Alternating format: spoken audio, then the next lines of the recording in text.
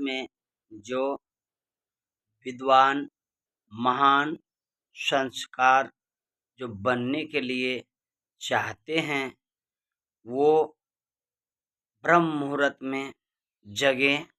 ब्रह्म मुहूर्त में पढ़ने वाला विद्यार्थी पढ़े लिखे, भक्ति भाव करने वाले, ध्यान साधना करने वाले भक्त ब्रह्म मुहूर्त में उठे और ध्यान साधना करे, योग साधना करे। उसमें क्या है कि उस समय आपकी वातावरण माहौल शांतिपूर्ण होते हैं। उस समय सभी देवी देवताओं की आवागमन होते हैं। उस समय देवी देवता की सबकी पट खुलते हैं। उस समय आप जैसे बात ध्यान साधना जब करते हैं तो आपकी पुनः बात वहाँ तक पहुँचती है। उस समय की वातावरण अलग दिशा होती है।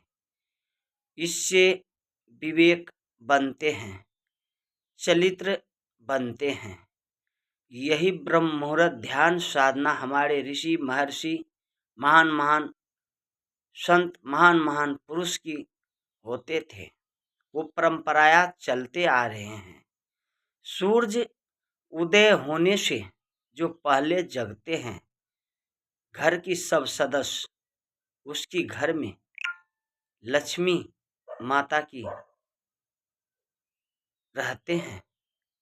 उस घर में जिस घर में लेट तक सूरज उदय से बाद तक सोते हैं, सूरज उगने की बाद तक भी सोते हैं, उस घर में दरिद्र की वासना होती है।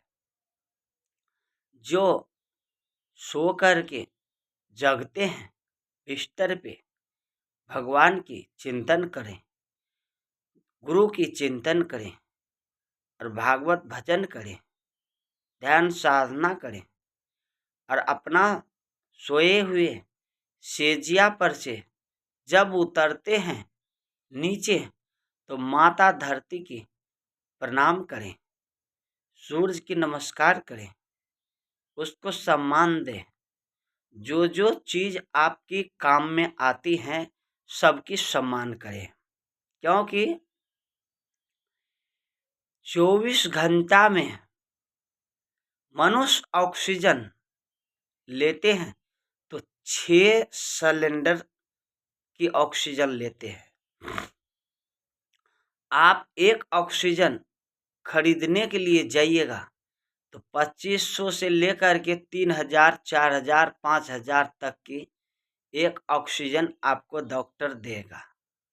मगर आपने पूरे दिन रात में मिला करके 6 सिलेंडर की ऑक्सीजन जो आप लिए हैं, क्या ये ऑक्सीजन कहाँ से आई है आपको पता है? फ्री है। तो इसका सम्मान क्यों नहीं करते? आप इसको मानते क्यों नहीं? जो देते हैं उसको मानते नहीं है, और जो देते नहीं है उसको पीछे पड़ा हुआ है। क्या ये दिखता नहीं है क्या? आपकी सांस अगर हवा रुक जाए तो क्या आप जी सकते हो क्या? 5 मिनट जी सकते हो क्या? तो जो प्रकृति ने दिया है उसकी सम्मान करना सीखो, उसकी आदर करना सीखो। जब जाकर के जीवन में अच्छा होगी, खुशहाली होगी।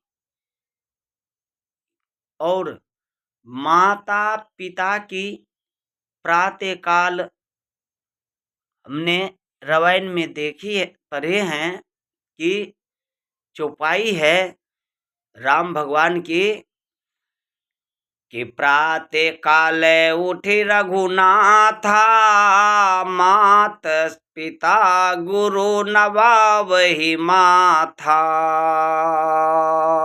ये पुत्र का लक्षण है, पुत्री का लक्षण है।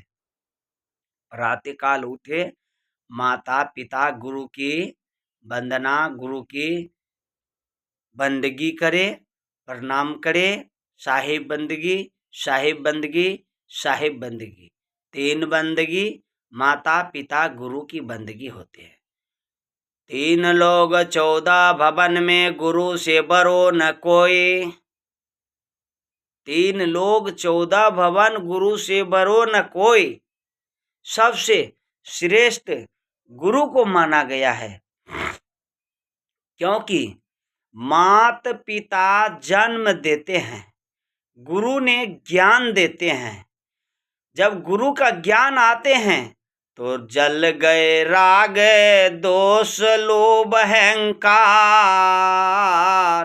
जीवन ऐसे सज गए। जैसे टोकरी में फल सजाए जाते हैं ऐसे सज जाते हैं।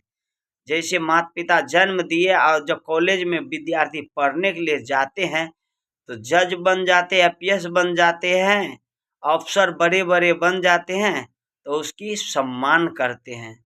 इसी तरह है। मैं अपना वाणी को विराम देते हुए आप लोग सत्संग सुने और जीवन अच्छा जीने की कला सीखें, क्योंकि जो जिंदगी मिला है ये हंसने के लिए, मुस्कुराने के लिए। इस जिंदगी का पता नहीं चलेगा।